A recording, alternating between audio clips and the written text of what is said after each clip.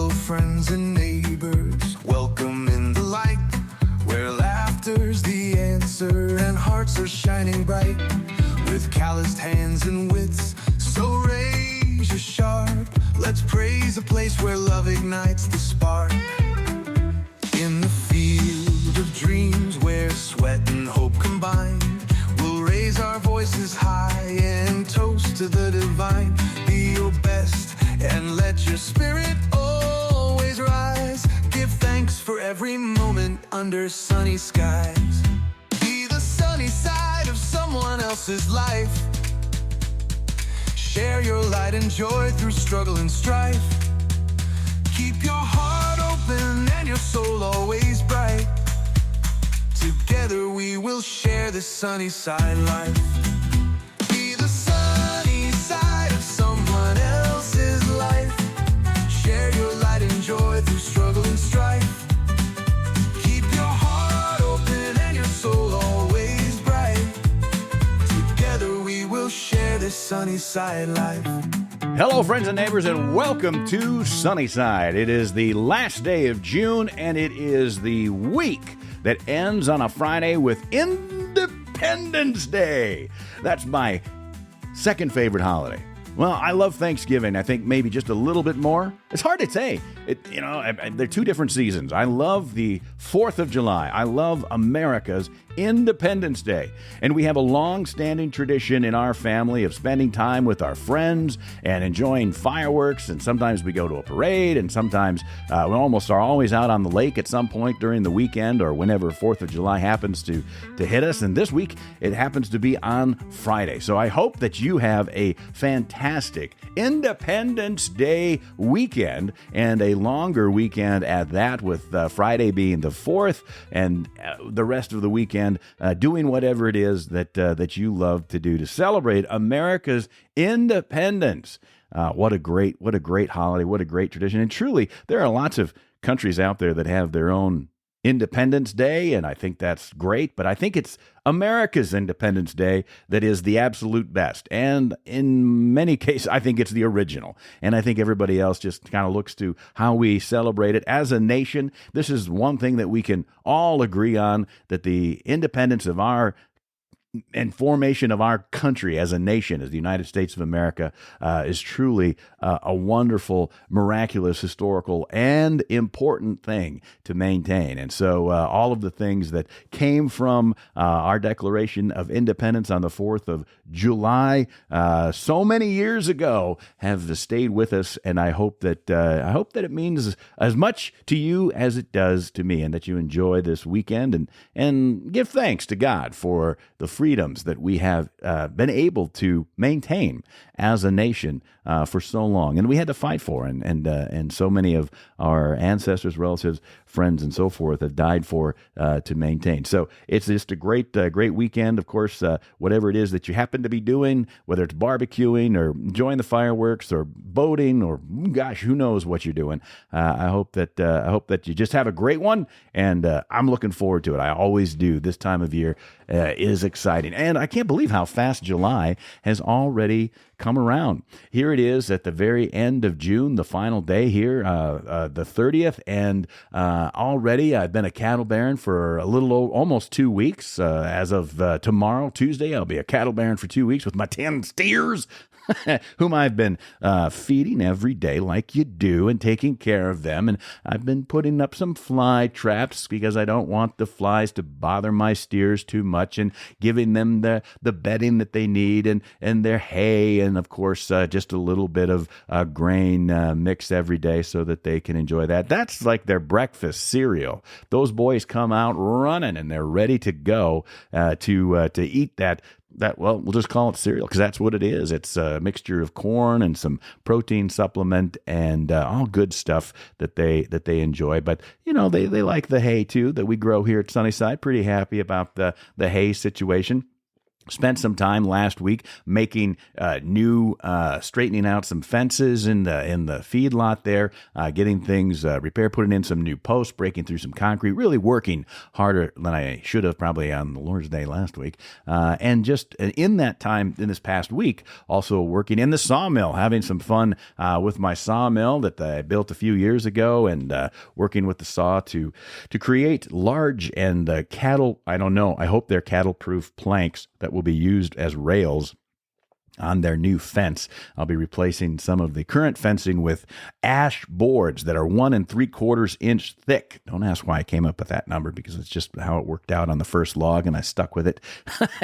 And so whether they're 1 3/4 by 12 inches by 8 feet or 9 feet or 10 inches by 1 3/4 or 7.5 or whatever, I've got a plan, and it all adds up to be 5-foot tall fences that should look pretty sweet. And I've been really happy with the way these ash boards have turned out, and look forward to completing that task and getting those planks up there as rails and improved for the cattle, but to make sure they stay in. And man, ash, that's what you make baseball bats out of. And here in Iowa, we've got a whole lot of ash available simply because of the emerald ash borer that destroyed and really ruined. I mean, so many of our ash trees, the population of ash has been dwindling for some time now, and a lot of those trees, if not all of them, are either down or coming down, and they need to be replaced with something else, a good shade tree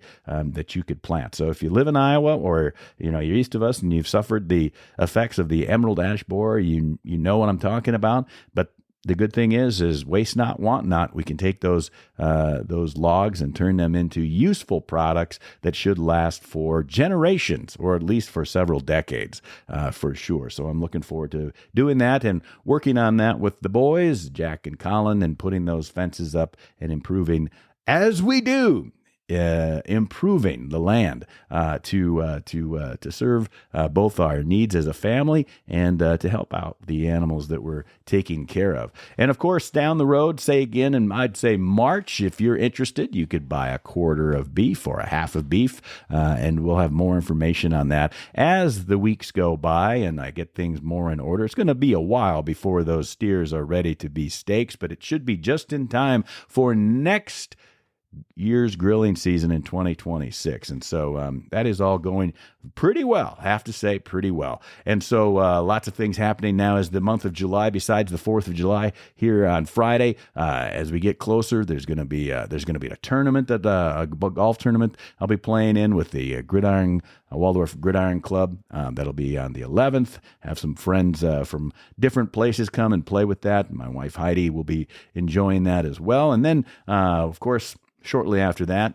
we'll have our local town celebration, which has a funny name. It's called Pucker Brush, one of the original names of our little village here in Iowa. And then shortly after that, very shortly, we'll be on the 22nd of July, we'll have Ragbri in town, the Register's annual Great Bike Ride across Iowa. And so all of this is happening in July, and some other things happening at the end of the month that I'll tell you about in August, which I'm pretty excited about as well. But I wanted to make a few things clear to some of my listeners who have been texting the show, and you absolutely are encouraged to text the show. When you look at the notes in every episode, it says text the show, and you can click on that link and send a message, and I do read them, and I do appreciate them. And so for all of the folks that have been texting the show, thank you very much for doing that. It helps keep me in line. Sometimes it keeps me corrected, and sometimes I go, I'm not changing my opinion on that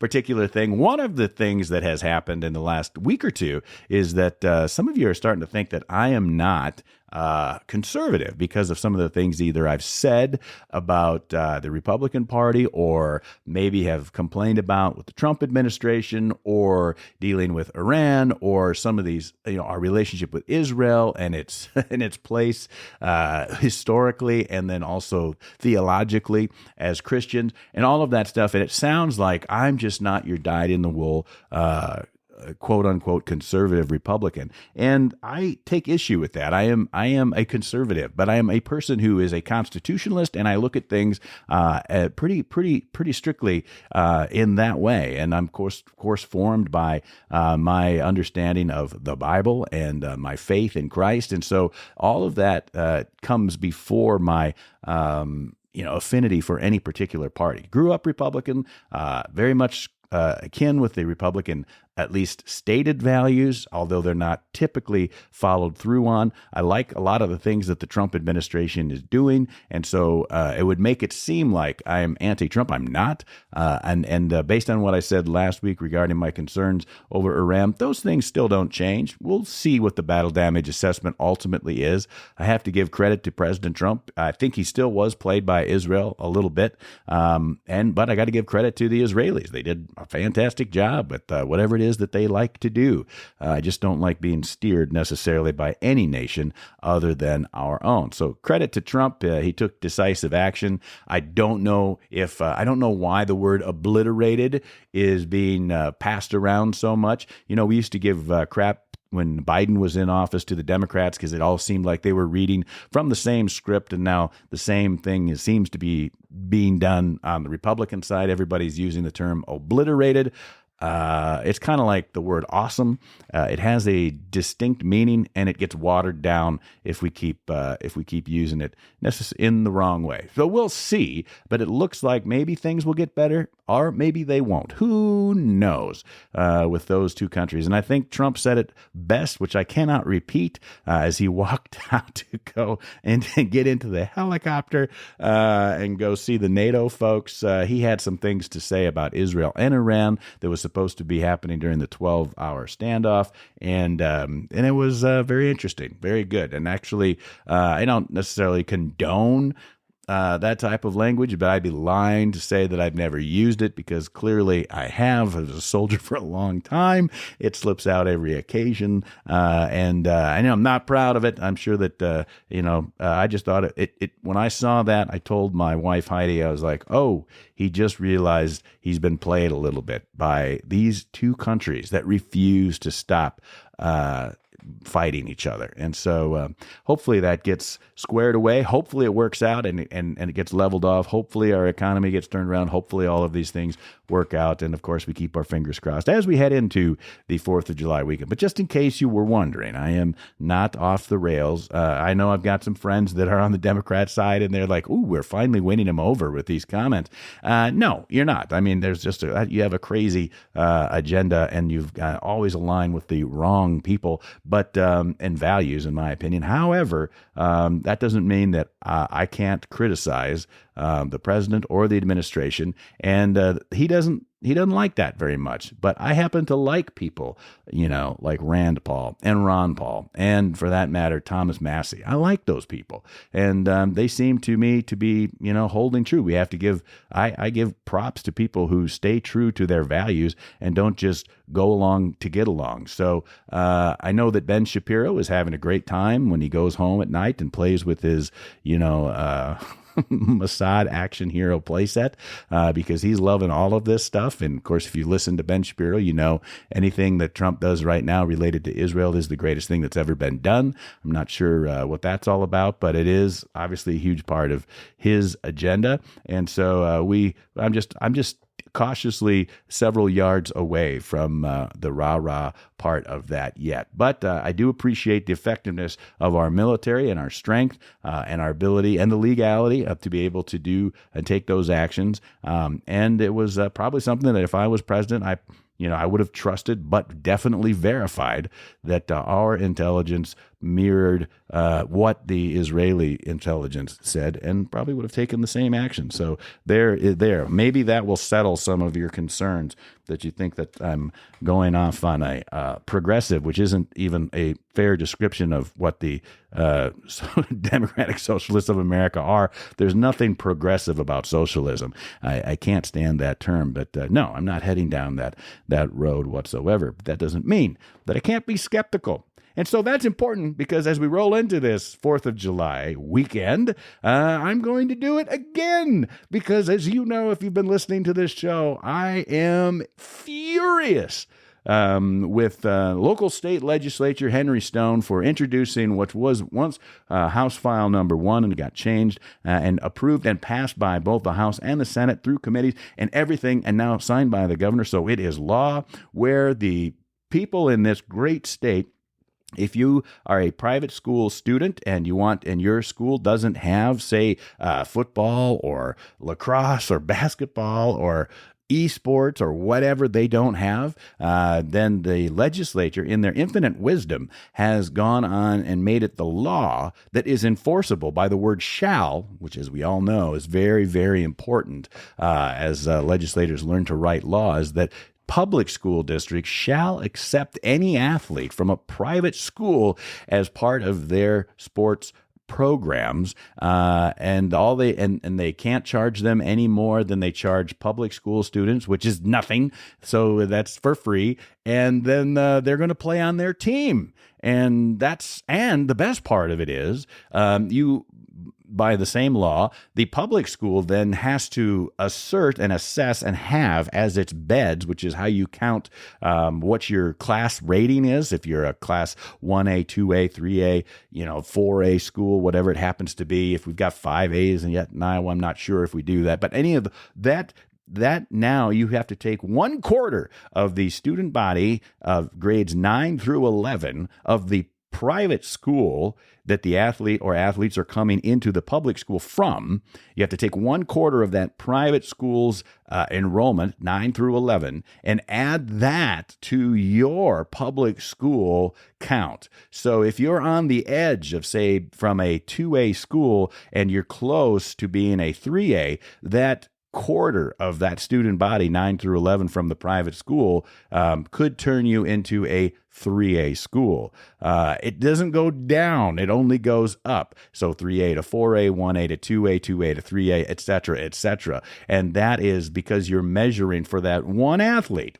You're measuring no less than 1/4 of the student body of that private school and adding that to your class ranking, or rating, I should say, for your public school. So that seems fair and equitable. But that's what's happening, and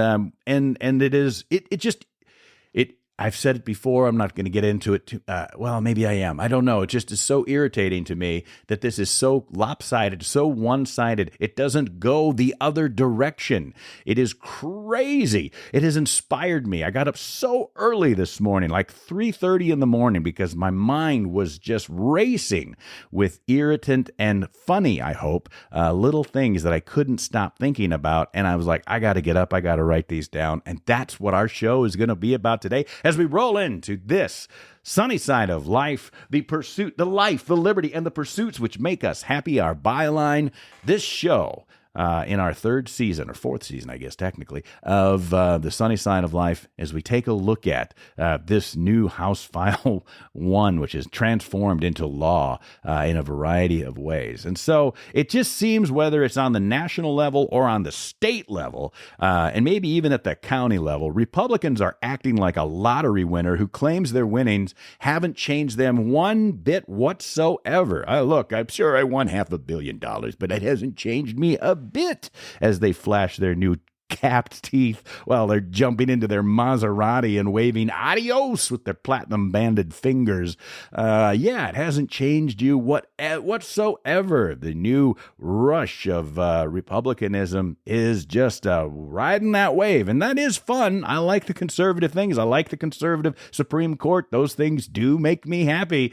And yet some of the folks that are, I would say, most recently, the MAGA types that are coming in that weren't there 8 years ago, weren't there 10 years ago, but now in the last 10 years, they have become full on whatever happens in the Republican Party is gospel. That is irritating to me, because I feel like I've been doing this maybe my whole life.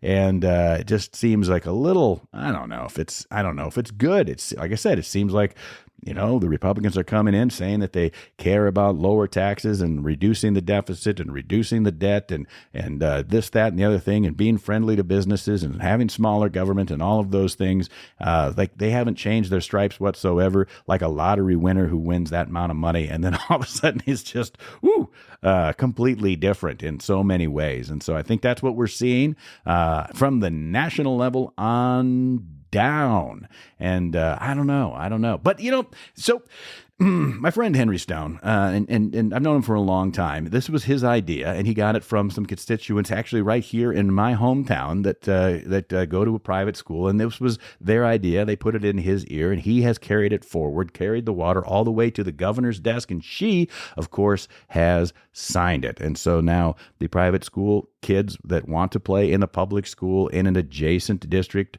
public school, they can do that, and they have to be able and allowed to do that by law. Regardless of whatever their local school board says. Like there will not be any of that type of segregation, discrimination, unless it goes the other way. Then it's totally allowed on the private side. You can absolutely segregate, do whatever you want, but not on the public side. And so that's what the legislators have their greedy little hands dug into, is the public school system. And as much as they say they don't want to be overreaching and overbearing on the Republican side, they absolutely 100% are. And I can say that as a school board president, whatever that may mean to you. But here's the thing that I don't think that they really thought through, and maybe we'll see now as the 2026 legislative session comes into play in January. This is the time of year here in July where you start to see the local legislators out and about, maybe the county Democrats and the county Republicans at the county fairs. People are in parades and they're doing this, that, and the other thing, and whatever it happens to be. And maybe that's something that that we'll continue to see. And so you might, when you see these legislators, you might want to say, "Hey, did you think this through all the way?" And they'll say, "Of course I thought it through. I'm a genius. I am the guy that is going to make this all happen." And so then you want to tell them, but hey, you might have missed out on some things. Like, for example, so now we know that the law says that if a kid at a private school, they don't have a particular sport and they want to be in that particular sport because they're all prodigies, they're going to want to be on a public school team because their school that they chose to go to, they don't have that for whatever reason. I guess that's not enough state supplemental aid or something, or the tuition isn't high enough for them to develop that program besides cross country. I'm not sure what it is, but they want to go and play for a public school team, and the law says they have to do that. But my question is, and maybe you want to bring this up to them when you see them out and about and in the parades, maybe this weekend and whatever, waving and collecting ideas, because they are lawmakers, so they want to obviously make laws. You might want to suggest to them, if you see them, that what about playing time? Like, what if say, for example, a private school player comes to a public school, and obviously the public school is going to follow the law, and they're going to take the private school player, and they're going to be on the varsity team, or they're going to be on the team. They're going to be able to participate in the sport. But what if they don't play them? Then what do you do? What do you do then? What if a coach decides in the public school team not to play the private school kid? Like, you don't like that? What are you going to do about that? This is Walter Honkright reporting from the State House in Des Moines. Legislation has just been introduced to guarantee private school athletes must be allowed to play in the position of their choice no less than half of any regular season game and 3/4 of any postseason game of which they are a part, regardless of their athletic ability, in order to prevent discrimination in favor of regular public school athletes. All right, there's going to be lots of news flashes in this episode. I'm just telling you. I said I was up early, and I'm like, I can't. These things are running through my brain, so I'm just creating these things to you today. It's good to get back into that habit, and this is what's happening. So there you go. That's the first news flash. Apparently, sounds like they're going to also make a law that in guarantees playing time for private school athletes in public school programs. That seems like a good thing for the legislature to come up with in 2026 to amend this new law to say, hey, wait a second, what if they don't play my kid?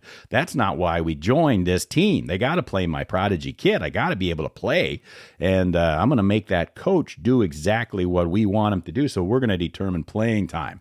But what about this one? As you see these guys out at the fairgrounds or wherever they happen to be, did they think about the outcomes? Like, what if, for example, what about the outcomes? If you're going to designate, say, that the private school players have to be taken by public schools, and then eventually they'll come to the point where you have to play them. By law, you have to play them a certain amount of time. What about the outcomes? I mean, why not just establish by law what the outcomes of every game, or at least some of the games, could be here in the state of Iowa? This is Walter Honkright reporting from the State House in Des Moines.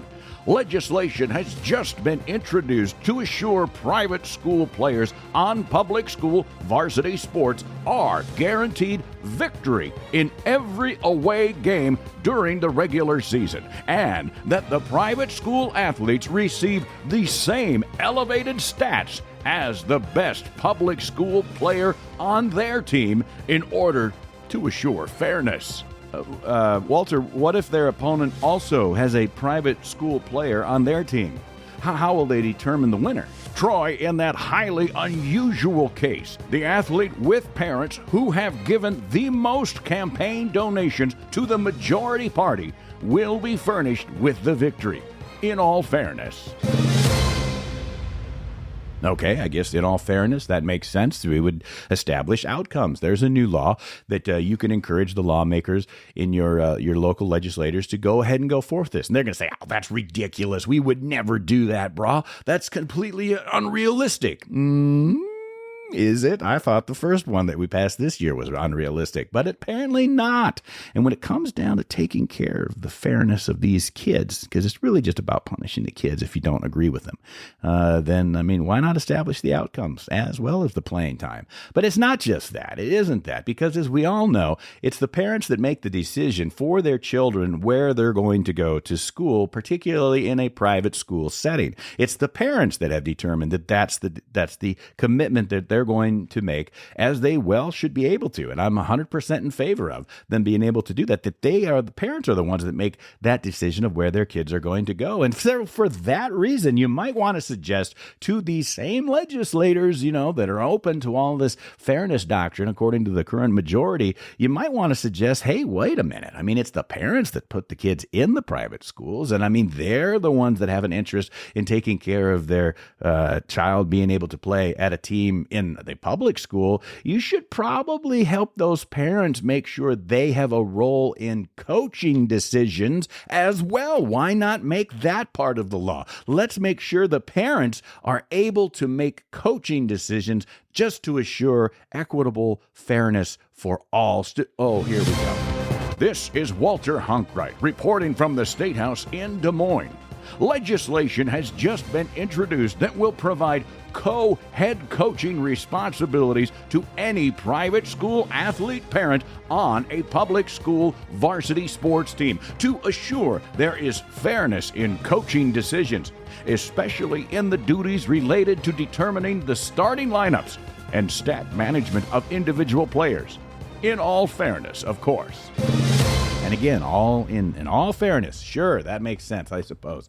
All right, well, I guess that makes sense to some degree. But what if schools, now, the public schools are going to follow the law, because if there's one thing that the Iowa legislature has really taken seriously while they spell out the word shall in their legislation these last few years, is they are definitely definitely encourage. They believe very much so that you can put criminal and financial consequences on top of Iowa public school administrators for not complying with the laws. They really want to drive down deep and get our superintendents and our principals in trouble.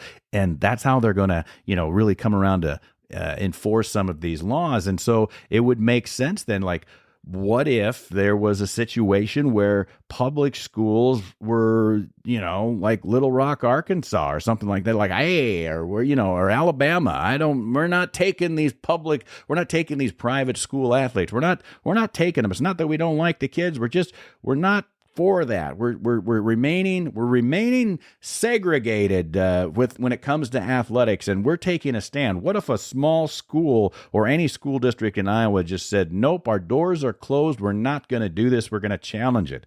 Well, here we go. This is Walter Honkright reporting live from Bumfield High School in Bumfield, Iowa. Governor Reynolds has sent in the Iowa National Guard to restore order in what has been a standoff between the Bumfield Public School District and 3 private school athletes who have justifiably, legislatively, and by divine right chosen to join the Bumfield High School football team. The National Guard is lining the sidewalk to the entrance of Bumfield High School, holding back public school protesters and assuring the safety of these 3 classically trained student athletes of the highest character entrance to the locker room, where they will be issued equipment and the jersey numbers of their choice and starting spots on the varsity roster. This is truly an historic moment where the segregation of private school athletes from public school athletics will be resolved. But, Walter, don't private schools prefer to be segregated from public schools? In the realm of education, Troy, for obvious reasons, yes. But in the critical realm of extracurricular sports, no. That kind of segregation cannot stand.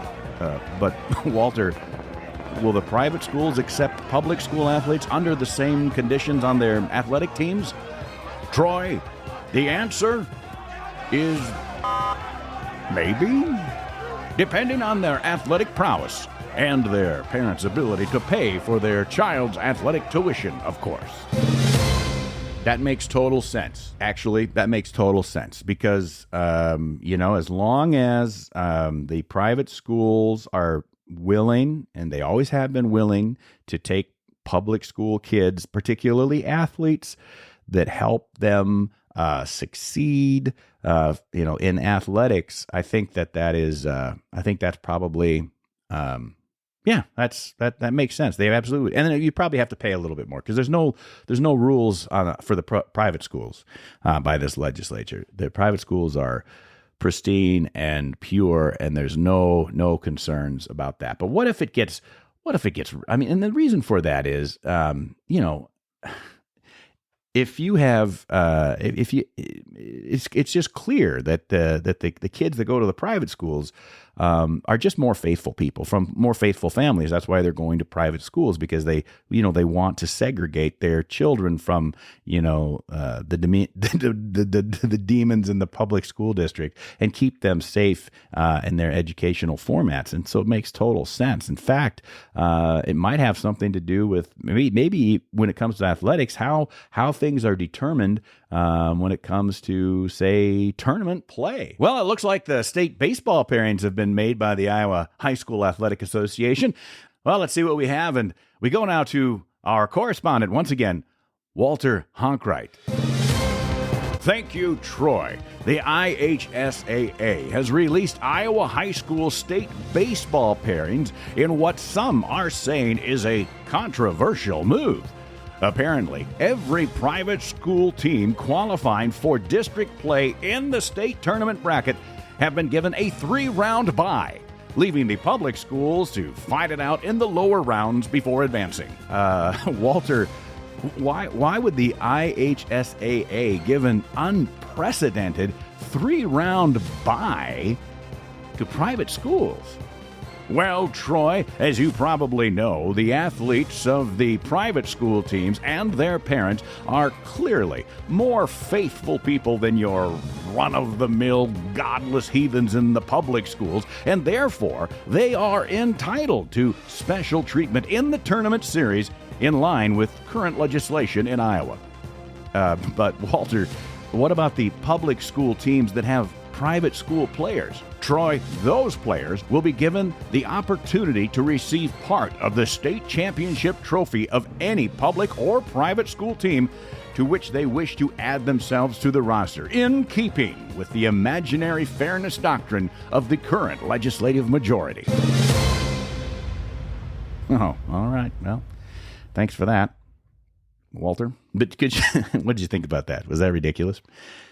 It is kind of ridiculous, but that's what this is. It's all ridiculous today as we roll into our Independence Day weekend, celebrating our freedom from an overbearing government. And look what we've gotten ourselves into. But what about later in the season? You know, speaking of the 2026 legislative session, it very well could be. Of course, that's basketball season.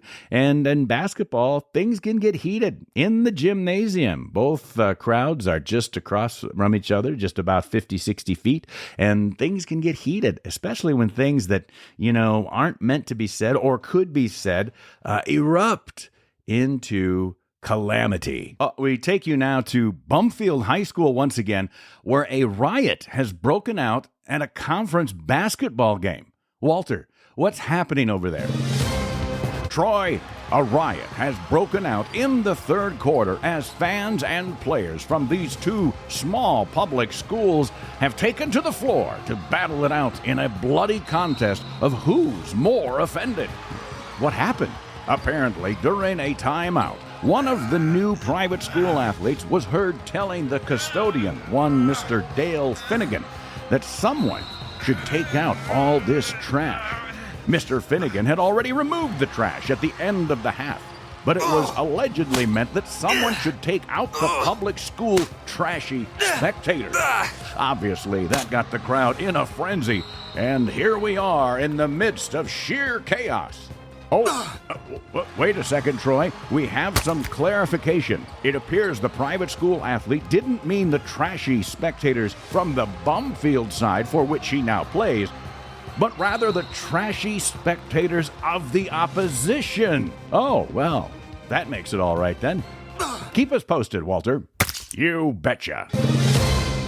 When it comes to, I'm having fun. Are you having fun? I hope you're enjoying these because it's very tongue-in-cheek, and I'm enjoying it immensely as we roll into this 4th of July Independence weekend. I just have to give a shout out because, like, when I enjoy my Independence Day, maybe like many of you, I like to have a nice cold beverage, maybe an adult beverage that I enjoy as I celebrate our nation's independence with my friends and family, and just enjoy the fireworks and just the day and what it all means. And so for that, it made me think of, the old, now I don't drink Budweiser, but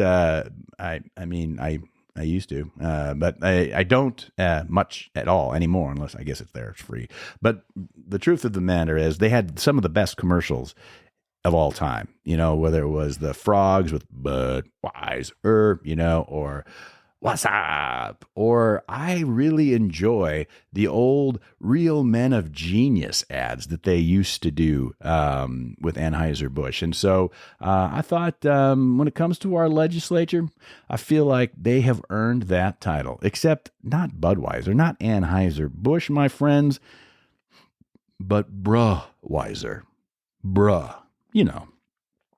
Like we're having the conversation just randomly, and instead of calling you brother, I'm not calling you bruh, like some people I know. Bruhweiser presents Real Men of Genius in the Iowa legislature. Real men of genius, that's what they say.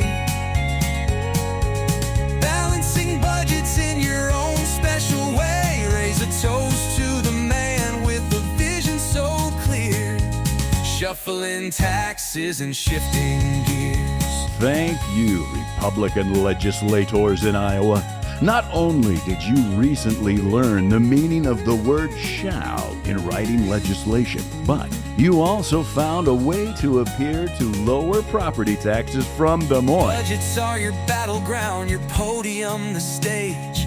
Policies and tinted glass are all the rage. Whether it's property taxes or esports galore, you keep the wheels turning. We can't ask for more. While simultaneously raising the valuations of private property across the state of Iowa. And you assured those special private school kids got a place on the local public school esports team. And let's not forget what's really important to every hard-working Iowan. You made it possible to tint your leased Corvette windows as dark as you want to, just as George Washington intended. Well done, sir. Real man of genius, that's what they say. Balancing budgets in your own special way. Raise a toast to the man with a vision so clear. Shuffling taxes and shifting gears. Bruhweiser is not woke. We just love to say, bruh. Like a Hawaiian surfer in regular conversation. Well, so I don't know what Real Men of Genius makes a lot of sense. I don't know if you found that funny or not. At this point, you're pretty deep into the the podcast episode. So keep on keeping on. We have some more things, brah, to discover and discuss. And so I've got one more. We're done with my good friend Walter Honkright character reporting. I don't think there's any more news flashes that are going to be coming in this episode. We've had so many already. It's just been a huge news day. It's a huge news week here in Iowa. So hopefully we are done hearing from Walter from a while. He deserves a vacation and enjoy the Independence holiday just like everybody else does. But here's the situation that I've got some final wrap up thoughts just on this the public private non-school or non-public athletes and the laws that have been now enabled in this just it's in effect now. It's June, we're doing this. So it's effective immediately. But it doesn't work both ways. And that is, that's how it is with public and private schools in general. As I've said before on this program, I'd be fine with us having the same rules as the private schools, which is basically nothing. And the public schools could have those same lack of rules. I don't want more rules necessarily on anybody, and certainly not our peers in the private school world. I don't want them to have more rules. That's what a lot of the folks on the left that are in opposition to much of the school items and legislation that has gone through the majority in the state of Iowa in the last couple of years. I don't want more rules. I don't want them to have the same rules as the public schools. I want to have the same rules for the public schools that the private schools do. And we have a duly elected school board, and as you well know, I've said it many times, we can manage our own business fine. Thank you very much. Why don't you focus on whatever it is that you do down there in the Iowa legislature? One of the things that they did accomplish this year was this. This is the level of priorities that we have, is that we need to be able to tint our windows even darker in the state of Iowa. Now, I'm not opposed to that. I think that it's kind of thuggish to have very tinted windows. I've never been, a huge fan of that. I think it looks gangster to me and not in a good way. And yet, but some people in the Iowa legislature, it's really super important to be able to tint your windows as dark as you want to. Now, I'm for that type of freedom. Like, I can tint my windows as dark. I can paint them black, not even see out of them if I really want to. But I might be a little bit of a threat to the other folks on the road. I don't really care for most of those rules and regulations that we have when it comes to government in general. So I'm not opposed to the idea that you can tint your windows as dark as you want to make them. I just think it's a silly priority to have. And it is, once again, a personal priority of certain legislators that they just, listen, man, I want to be able to have my windows as dark. It's for the sun. It keeps them hot, cool, whatever. I'm from Nevada, whatever it happens to be. I've heard the argument for it. Again, as a person who advocates for freedom and liberty. I'm not opposed. I just think it's like this is the top of our legislative priorities right here in Iowa. But it doesn't work both ways for the public and the private schools. It only works one direction, as we've said. That's what the legislature controls, and for that reason, you see things like, for example, special needs kids, right? So you've heard this maybe before. The private schools, they don't take everybody. They don't have the capacity to take everybody. The public schools, they have to take everybody unless they can prove that they don't have the capacity for whatever reason. And that is more challenging than you might imagine. And particularly when it comes to special needs, which require special people with special training to be able to do the services necessary to take care of our children that have special needs requirements. And private schools, they're not going to invest in that. They don't care about that. They're not going to do anything that they have to do that's going to cost them more money. They're just going to let the public schools pick that up, because, as we all know, whether it's a Protestant or a Catholic or a non-religious private school whatsoever, we can still fall back on, I think, what they think Jesus said, and that is, when it comes to enrolling children, then they say, let the children come unto me. Let them come unto me. Unless, of course, they have special needs, then give unto Caesar that which is Caesar's, which means send the special ed kids back to the public school. So let the children come unto me with their SSA and tuition on top of that, unless they have special needs, in which case give back to the public schools. Give unto Caesar that which is Caesar's. There you go. Put that in your cap. And think about it. Now, I have to tell you, I do have some interest in this. It is baseball season. It's a great thing about the state of Iowa. We are one of the few states that actually play baseball, high school baseball, in the summer when God intended baseball to be played.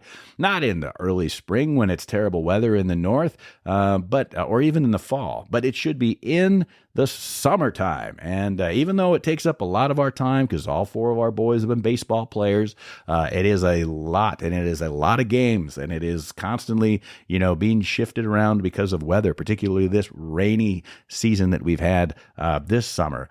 Yet I love it. I do the announcing at the high school. I have fun. I think the kids enjoy it. The crowd enjoys it. I also do the music that goes in between innings and half innings, and just keep things rolling and make the announcing of the players on both sides feel big time, because that's part of the experience, and I enjoy doing it. So I'm just going to focus a little bit on some stats for you that you might be interested in regarding public and private schools in the state of Iowa. Just looking at baseball championships, for example. Baseball championships since the year I graduated from high school myself, 1993. So since 1993, 47 out of 120 state champions across all classes since 1993, 47 out of 120 have had private school state champions in all classes, which is about 39%. So they're doing just fine, at least in baseball. Obviously, it's not that way in every single sport, but they're doing fine. And it's not because they recruit or they give scholarships to better players in the community, or they certainly don't do that. That's not what they do. It's just that they're that good in those particular sports. They work hard on it, and so it's been like that for a long time. I just went back to 1993. 39% of all baseball state champions in all classes were private schools. 6 of the top 10 most, and this is of all time, 6 of the top 10 most state baseball championships in Iowa. So 60% belong to private schools of all time, in all classes, before there even were classes. You can go all the way back to record keeping. 6 of the top 10 schools that have the most state baseball championships in Iowa belong to private schools. Isn't that interesting? So they've been good at this for a while. But then here's another thing. About a third, or 6 of 19 private schools in Iowa history for baseball have the most state combined championships. So what that means is they were either state champs or runners-up. 6 out of 19 in all of Iowa history. So it's not just that they were succeeding as champions, they were also either champions or runners-up in about a third of the cases as we look at combined state championships. So that's just in baseball. There was an argument several years ago, and it's kind of an ongoing argument that that perhaps there should be two divisions like Illinois does. Not that we want to mirror anything necessarily that Illinois does, but Dan Saber, I think, Sabers, down in Iowa City High had written a paper, or at least a white paper, indicating that it would be wise to have separate championship series for high school athletics. One for public sector schools and one for the private schools, and that they would be able to compete in classes as we currently do against themselves. They prefer to be exclusive in education. It would make sense that they would be exclusive athletically as well. And of course, that does not very well appreciated by the folks that have a lot of influence down in Des Moines, or with the Iowa High School Athletic Association. But I think that there's some merit to that, in that, if you want to have a championship with exclusive schools, then you can have a private school championship series, and then you can have a public school. So perhaps we're heading towards more exclusivity and segregation as these things become more and more apparent. And we kind of ridiculed that idea that, what if I'm a private school kid and I go and play on a public school team, but my public school team loses and we don't win in the championship. That's okay. I just parodied that by saying, if you're one of those kids, you can just pick whatever team did win and share in that championship, because that's fairness doctrine in Iowa right now to some degree. Anyway, that's how I view it, and I'm done talking about sports. It's irritating, but I'm not done talking about politics, because I have to. I got one more impression that I want to do for today as we get ready and roll out to do whatever it is that you're going to do this week, this Independence Day. I think you should know, and here's some stats that might be interesting to you. I've got some predictions. The predictions are coming, and they're coming very soon. I want to give you a preface into that in case you're not aware of what's happening. I'm going to make some predictions of what 2026 is going to look like, and 2027 to some degree. And, I'm not a prophet, but all that prophet actually means in Greek is just truth teller. So if you're a false prophet, you're telling lies. You're not telling the truth. So a prophet isn't necessarily foreseeing the future.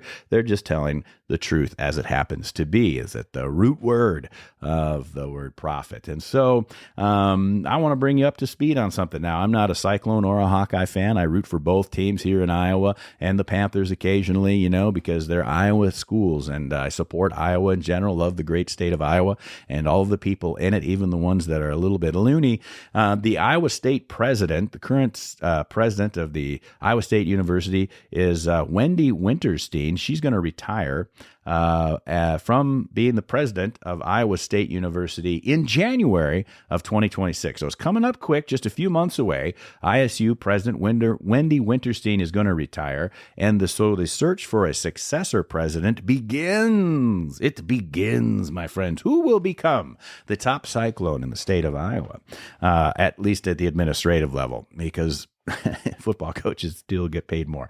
But Winterstein, she is currently the first female president of Iowa State University, if that type of demographic significance is important to you. Winterstein, first female president of ISU, and also an alumnus of Iowa State University, which I think is cool. And she's only the second ISU president to actually be an alumnus of Iowa State University, which I think is a little weird, isn't it? Maybe not. I don't know. Anyway, the base salary for Iowa State University is $735,000. $735,000 to be the president of Iowa State University. And you get all the Cyclone gear you want, too. I'm sure that's part of it. Or don't want, depending on where you live in the state of Iowa, for that matter. But I guess that could vary widely. But just so you get $735K and all the Cyclone gear you want for the rest of your life. So, I mean, that's a lot of money, I guess. I think it seems like a lot of money for, a public official.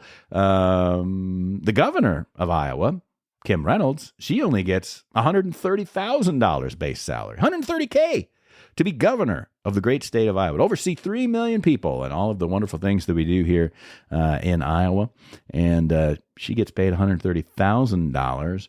She's also a graduate of Iowa State University, much later in life, but she did it. She graduated from Iowa State University as well, our governor.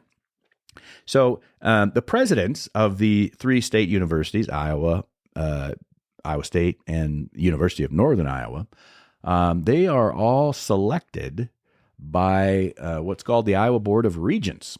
And so that is a group of 9 governor appointees, like you do, because that's how everybody does it, who they kind of serve like, in some way, like the Supreme Court with that number for Iowa public higher education.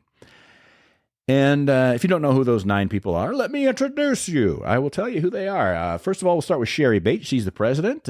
She was appointed in 2014 by Governor Branstad and subsequently reappointed by Branstad and Governor Reynolds. And then we have Greta Rouse.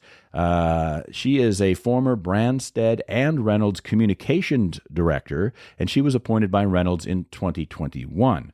Now, none of this is unusual in the fact that the governor, whoever the governor is going to appoint whoever they want to the Board of Regents. So that's not claiming any weird thing happening here because they are all, at this point, all 9 of them are appointed by, you guessed it, Reynolds, or reappointed by Reynolds from Branstad.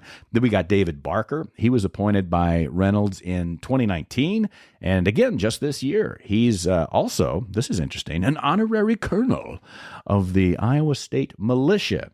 And if you don't know what that is an honorific bestowed to key supporters, essentially, by, you guessed it, the governor. And they're recognized at each inauguration. So you get the honorific title of colonel, honorary colonel. You don't have any military authority. You're not in charge of any troops. It goes back kind of to the Civil War time frame where politicians just appointed officers of the military if they could, raise up a battalion or a regiment or whatever it happens to be. And so that's kind of a thing. So if you're a big supporter of the governor or their campaign, or maybe you've probably done a lot of good community service things, or your resume asserts it, but mostly you're just a huge supporter of whoever the newly elected governor is, ta-da, you're an honorary colonel of the Iowa militia in this state. So David Barker is one of those guys. Robert Kramer, also a Board of Regents member. He was appointed by Governor Reynolds in 2023. Former State Representative Nancy Dunkel was appointed by Branstad and then again by Reynolds. You got Lucy Gipple. Lucy is she's currently a student at UNI. And yeah, so she was appointed just this past February as a regent to fill the unexpired term of Abby Crow, who resigned last year.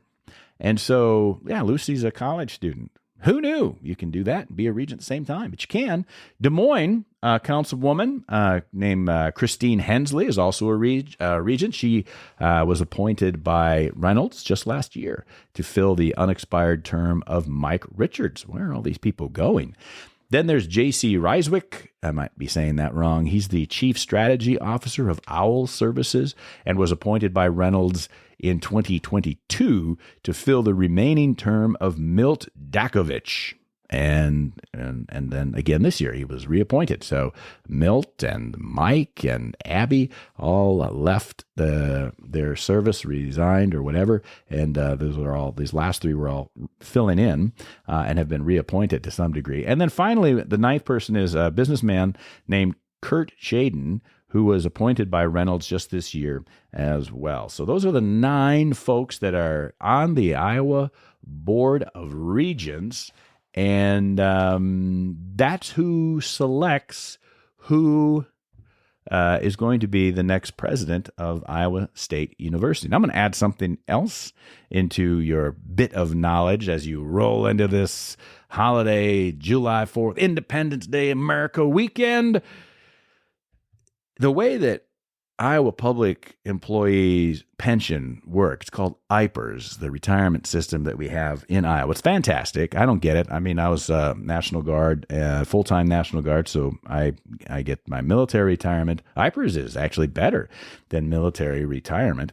And so the way that IPERS works is the last 5 years of your highest salary is what your IPERS pension is based upon. Okay, so the last 5 years of your highest salary is your IPERS. So for teachers, for example, and for municipal and county employees, state employees, all of the people that are Iowa public employees that fall under IPERS and contribute, they theoretically, and in most cases then, would be at the highest point of their income earning as a public employee towards the end of their career. The last 5 years of your career, you probably, as a teacher, you're probably making the most money, unless for some reason you stepped down from, say, an administrative position and went back to teaching for whatever reason. But there's just logically speaking, the most money that you make in the public employee sector is going to be your last few years in that. And so that's what your retirement, that's what your pension and how you're paid out is based on that. So keep that in mind when I take on my next role, which I'm reviving from an incredibly popular television show late at night called The Tonight Show with Johnny Carson that you may or may not have ever seen, depending on your age, or even remember some of these. This particular character we're going to bring back just today, who will give the answers to 3 questions, which he does not know what is in the envelope where the question is. He's just going to give the answer first, and that is how this works. Keep in mind, the governor of Iowa gets paid $130,000 a year. She is not running for governor for another term. The president of Iowa State University receives $735,000 a year in salary. And now, ladies and gentlemen, let's go into the final segment. Ladies and gentlemen, Karnak the Magnificent. Welcome, welcome, welcome once again. I have the envelopes here. They've been hermetically sealed, kept in a mayonnaise jar on Bob Howard's porch since noon today. No one knows the contents of these envelopes, but you, your incredibly divine way, will ascertain the answers without ever before seeing the question. The first envelope, hermetically sealed. That means that no one could even open it up if they wanted to, except you. Okay. I've got it. Zippity-doo-dah. Zippity-doo. That's what I said.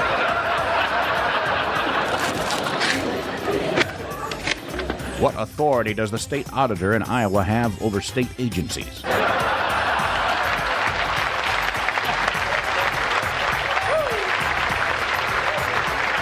Chris Cornoyer. Who will be the governor in 2026 and state auditor in 2027? The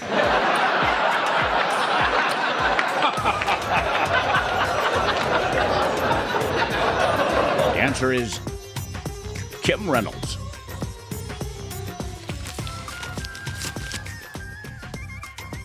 Who will up their IPERS valuation to $735,000 in 2026?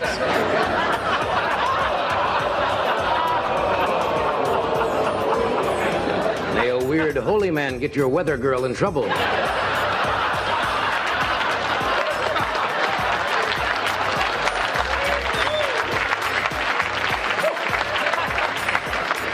This audience would laugh at Dinah Shore backing into a meat thermometer.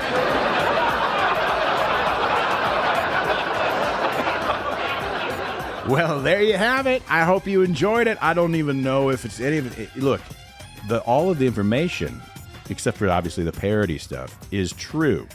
I wouldn't be surprised if during this week and then this weekend during the parades and later on in the month at the county fairs, when you run into your local legislative officials, that you'll be able to share with them ingenious ideas of new laws to which they can add, as we've discussed in parody, but will probably unfortunately become actual law and legislation based on what I've seen thus far.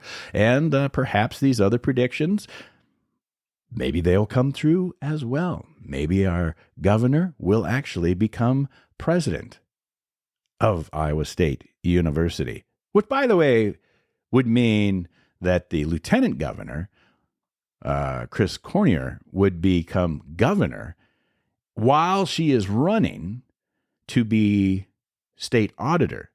She's running, as she did, to be state auditor in the same time that the state auditor, who's the only Democrat, that's that guy named Rob Sand, who looks like he's 14 years old.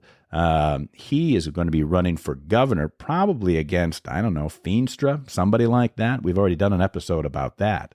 And so the lieutenant governor doesn't want to be governor, probably will be governor, and is going to be running simultaneously for state auditor, and will probably win that in the state of Iowa. And by the way, the authority of the state auditor, thanks to the current majority in the Iowa legislature since at least 2023, has been stripped of their ability to do any type of actual, like law enforcement type auditing on any of the agencies in the government of Iowa, which is phenomenal. And it's just phenomenal. So the auditor does really have very little authority to actually audit. So you could count the numbers, say, on what it's actually going to cost us as a state with this private and public school sharing of state supplemental aid or other things. And that, of course, is what Pipsqueak Rob Sand been complaining about and desperate to become the next Democrat governor of the state of Iowa, which I don't believe will happen. And I don't think it necessarily should, but he's got some points. So Cornier would just be able to, tread water and make sure that things stay the same with a job as auditor, which doesn't have to audit. And somebody else will become the governor of Iowa, because perhaps the new president of Iowa State will have already been the governor of Iowa. Oh, isn't that great? Happy Independence Day, my friends. I hope you have a fantastic weekend. God bless you and keep you, and always keep your hands callous, stay busy, get sweaty, shower a couple of times a day. That's how you know you're working hard. Make the world just a little better place, and of course, try to be the sunny side of someone else's life. When the shadows fall and doubts begin to creep, remember, together we're strong, never weak. Lift your neighbor up with kindness every day. Let your actions speak the words you want to say. The Sunny Side of Life is a weekly production about our life on the family farmstead here in Iowa, the liberties we prize, and the pursuits which make us happy. None of this is possible, of course, without Christ in our lives. For the Lord God is our sun and our shield. He gives us grace and glory. Be the sunny side of someone else's life. Share your light and joy through struggle and strife. Keep your heart open and your soul always bright. Together we will share this sunny side life. Be the sunny side of someone else's life. Share your light and joy through struggle and strife. Keep your heart open and your soul always bright. Together we will share this sunny side life. May the Lord bless you and keep you, and may the sunny side of your life in Christ be made evident unto you each and every day, and give you peace.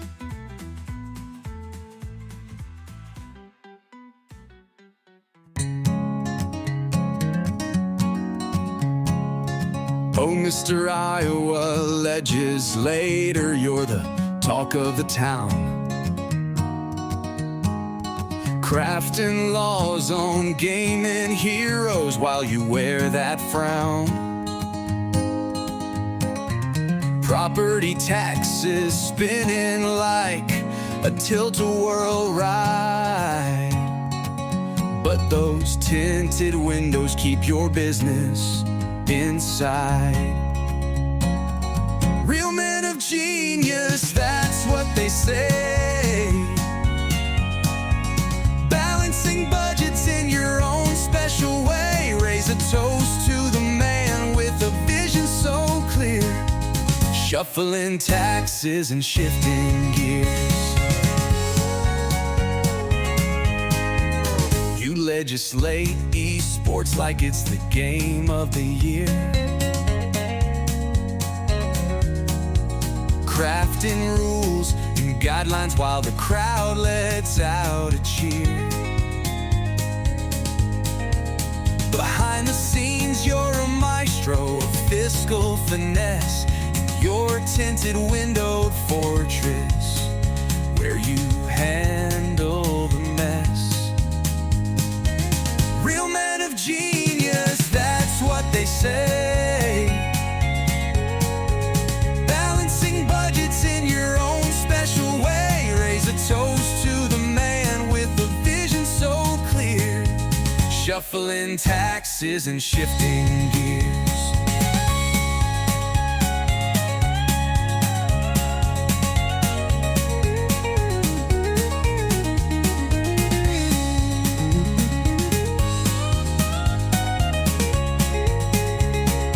Budgets are your battleground, your podium, the stage. Policies and tinted glass are all the rage. Whether it's property taxes or esports galore, you keep the wheels turning, we can't ask for more. Real men of genius, that's what they say. Balancing budgets in your own special way. Raise a toast to the man with a vision so clear, shuffling taxes and shifting gears.